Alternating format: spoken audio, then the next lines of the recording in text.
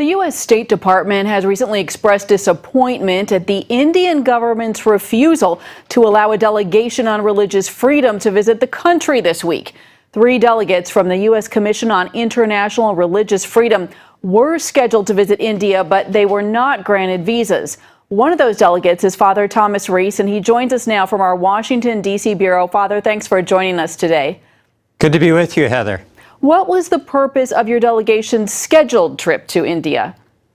Well, the reason we like to visit countries is so that we can get the actual facts and circumstances of the situation of religious freedom in a country by visiting it, by talking to religious leaders, talking to people on the ground, and also talking to government leaders to get their side of the story. Our responsibility is to advise the President and the State Department on the situation around the world in terms of religious freedom.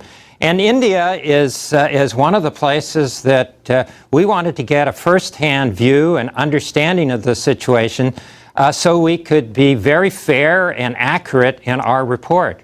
Father, did the Indian government give any reason for not granting the visa to you? No, not really.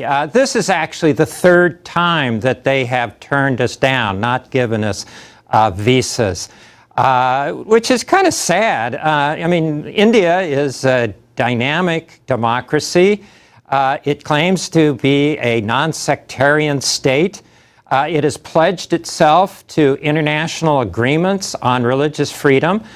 So what is it hiding? Why isn't it willing to have us come and look at the situation? And what is the situation that you wanted to look at? What are the concerns about religious freedom in India? Well, one of the biggest concerns is there's a lot of interreligious conflict and violence going on. There have been situations where thousands of people have been killed in conflicts between Muslims and Hindus. We've seen situations where churches have been burned, been attacked by mobs. And sometimes the police are there and they're just standing by